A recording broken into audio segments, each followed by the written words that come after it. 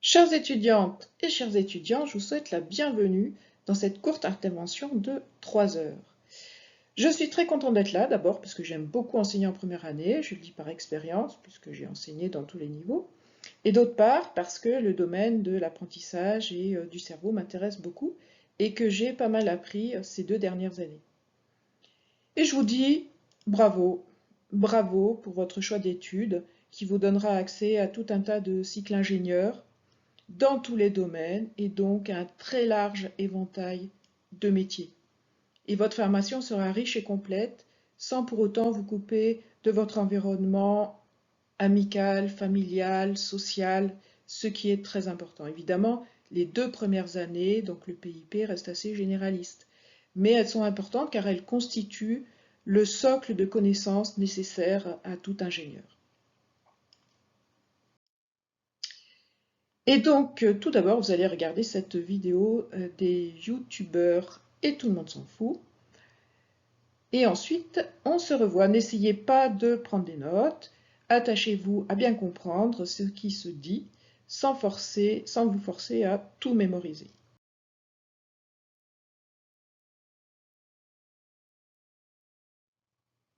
C'est donc une vidéo sur l'échec, ce qui peut paraître étonnant en ce tout début de cours, mais c'est pour voir l'échec et aussi l'erreur.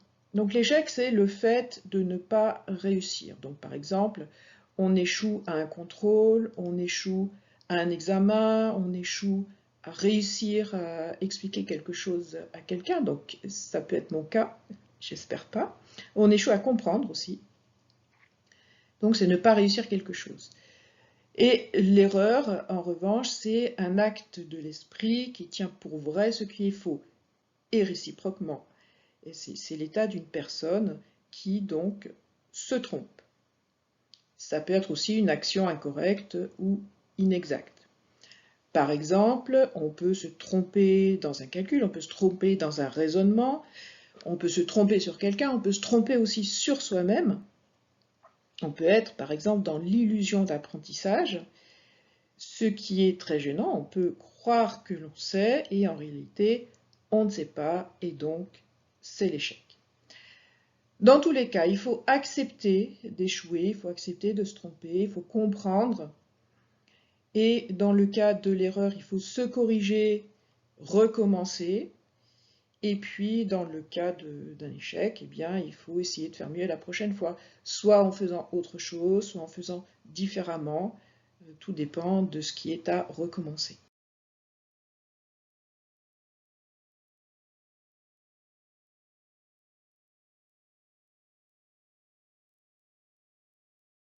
Une autre façon de le dire que j'aime bien et qui vient de mes collègues de Polytech Montpellier, c'est ça, on peut apprendre à faire du vélo en regardant un tuto sur internet, mais le jour de l'examen, eh bien on tombe de vélo parce qu'on n'a jamais pratiqué. Donc il faut se tromper, c'est pas grave.